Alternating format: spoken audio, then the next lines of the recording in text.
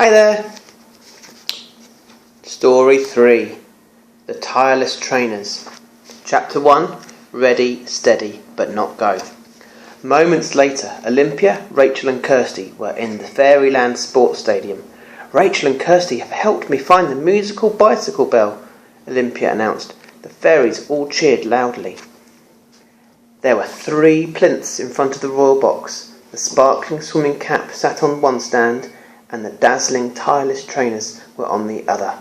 Olympia carefully placed the musical bicycle bell on the empty plinth. "Hello, girls!" And "Hello, Olympia!" King Oberon called, "Please join us for the running race." Olympia, Rachel and Kirsty sat down in the front row. Bertram, the frog footman, stepped on to the running track and smiled. "Our contestants today are the Rainbow Fairies," Bertram announced. The 7 Rainbow Fairies went over to the starting line. Bertram cleared his throat. "Ready, steady." He paused. "Go!" The Rainbow Fairies set off and the crowd cheered.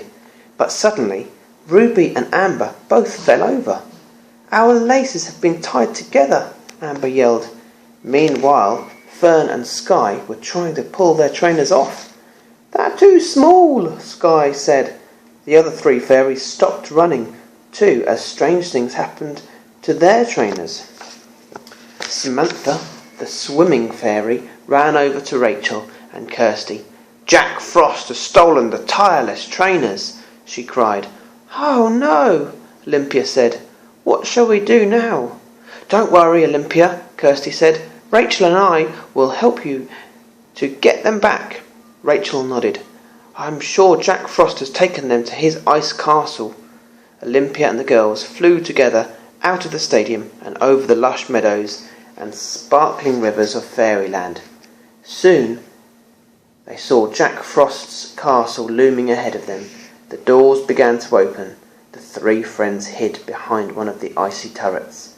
Peering out, they saw Jack Frost come running out of the castle. On his feet were the tireless trainers. Jack Frost's goblins looked very worried. "Do something!" Jack Frost roared furiously as he ran around in circles. "What's happening?" Rachel whispered, puzzled. "It's the powerful magic of the tireless trainers," Olympia explained. "Jack Frost can't stop running." Chapter 2. Terrible Trainers. "Get these terrible trainers off my feet," Jack Frost bellowed at the goblins. We're going to catch you with a net," one of the goblins explained. They tried to hurl a net over him, but at the last moment the tireless trainers sent him scooting away in the opposite direction, and the net fell over 2 nearby goblins. 2 other goblins tried to rugby tackle Jack Frost, but they just ran into each other.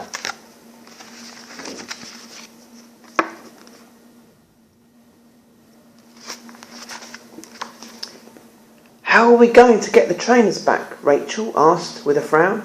"Jack Frost isn't going to slow down." Jack Frost looked up and spotted the 3 fairies hovering above him. "Come down and help me," Jack Frost panted furiously. "Only if you return the tireless trainers," Olympia replied. Jack Frost scowled. "No!" he yelled. Then he pointed his ice wand at the trainers, zapping them with his magic.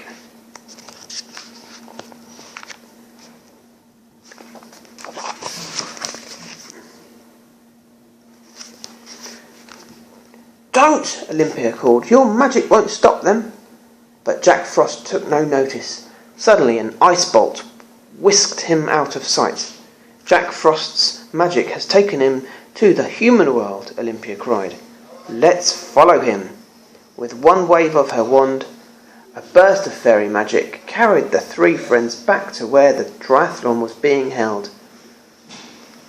"Look, the running race has almost finished," Rachel said. There was a crowd of runners heading towards the finish line. "And there's Jack Frost!" Olympia exclaimed. Rachel and Kirsty could see Jack Frost running along with the other athletes. To their dismay, they saw all the other runners stumbling and having problems with their trainers. Jack Frost shot out in front. "Jack Frost is going to win!" Kirsty cried. Sure enough, Jack Frost crossed the finish line first. "I won!" he boasted. "Clever old me!" "You there!" one of the race organisers strode over to Jack Frost. He looked very cross. "You appeared in the middle of all the other runners, right at the end. You're disqualified." Chapter 3. A very special medal. Jack Frost looked very sulky indeed. The tireless trainers meant he couldn't stop moving, and so he ran furiously up and down on the spot. "Well, what a very eventful triathlon this has been," the judge said with a smile. "We're going to present our winners with their medals now, but first we have a special prize to present. This prize is for Bad Sport of the Day." The judge pointed at Jack Frost, who was still bouncing in his trainers. "Would you come and collect your prize, please?" Jack Frost's face lit up. "I am a winner?" he yelled happily. He dashed forward and the judge handed Jack Frost a large cabbage. Jack Frost was delighted. Clutching his cabbage, he ran off down the street. Olympia and the girls flew to catch up with him.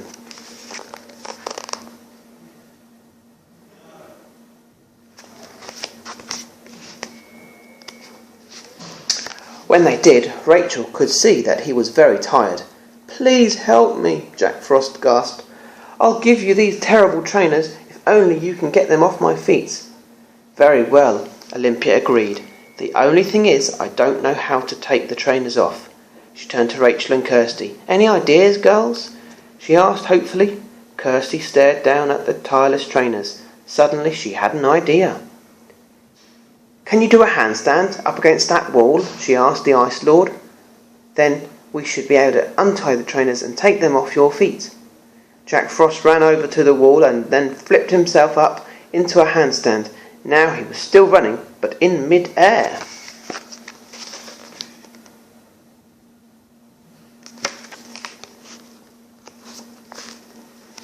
The three fairies dodged around Jack Frost's waving feet. Working together, they managed to pull off both the trainers, and they immediately shrank down to their fairyland size.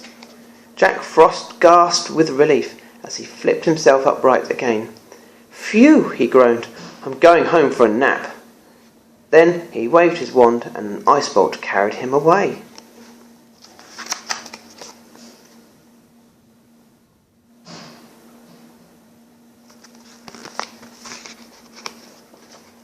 "Girls, you are amazing," Olympia smiled. She gave Rachel and Kirsty a huge hug and turned them back into humans again. Then, holding the tireless trainers, Olympia disappeared in a sparkling mist of fairy dust.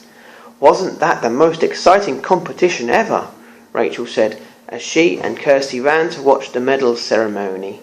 "It was," Kirsty replied with a smile, "thanks to Olympia and her fairy friends." The end. Good night.